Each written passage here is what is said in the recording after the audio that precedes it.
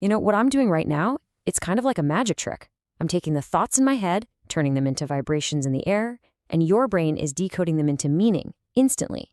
It's something we all do every single day without ever thinking about it. But how? How does that even work? Okay, let's dive in. I mean, that's the billion-dollar question, right? How do we take something as simple as puffs of air and somehow transform them into complex ideas, into stories, into emotions? And how do we do it so effortlessly?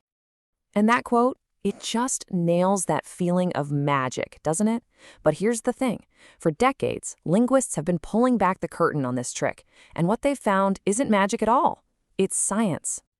So to get behind the curtain on this whole thing, linguists basically look at our speech through two different lenses. First, they look at the physical sounds we actually make, and second, they look at the mental system our brain uses to organize all those sounds. Let's break that down. So you've got phonetics on one side. Think of that as the hardware. It's the physical stuff, how your tongue moves, what your lips are doing, the actual sound waves traveling through the air that we can measure. But then you have phonology.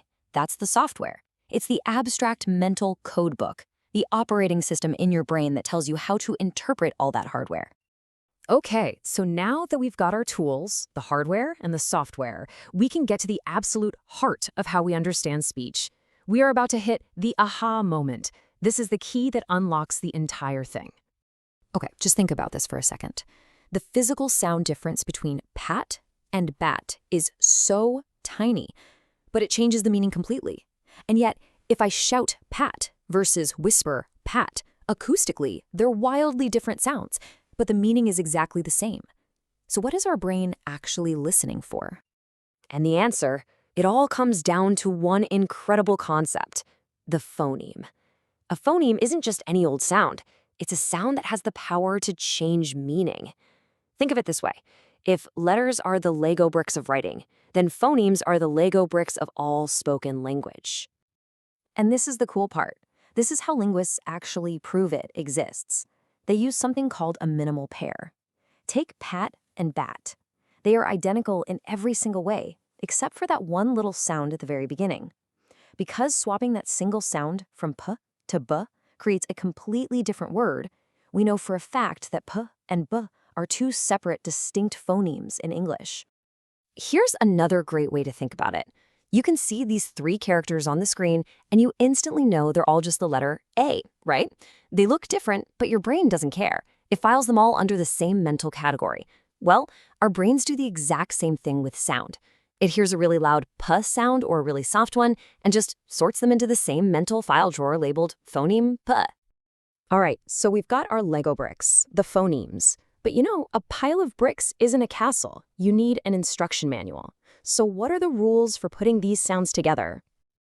Well, that's where something called phonotactics comes in. It's basically the hidden grammar of sounds. It's this deep instinctual knowledge that every single native speaker has, telling you which sound combinations are legal in your language and which ones are totally out of bounds. Let me show you what I mean. You've probably never heard the word spank, but doesn't it feel like it could be an English word? It follows the rules. Now, what about tiff-tick-tact? Try to even say it. It just feels wrong. Your brain is just screaming, nope, that's not a word. But, and this is the amazing part, it's not actually impossible to say. Not at all. In fact, it's a perfectly normal word in the Tashliyat Berber language. And this is so important because it proves that what we feel is an impossible word is only impossible according to the English rulebook.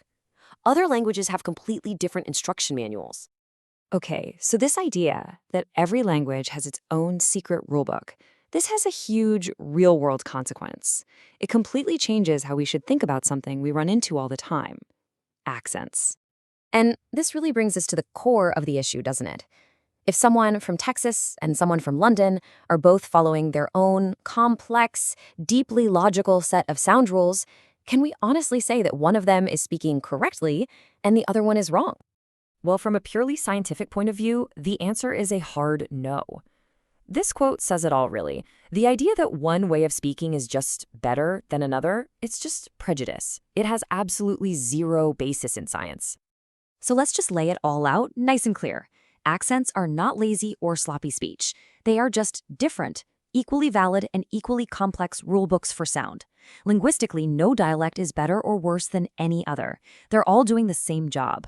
So when we judge an accent as good or bad, we're not actually making a linguistic judgment. We're making a judgment call based on social status, not on the language itself.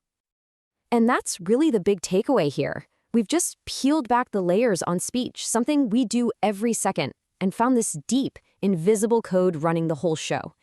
And it makes you wonder, right? If speech is governed by a hidden rulebook, what other invisible codes are running in the background of your own life, guiding how you think and act without you even knowing they're there?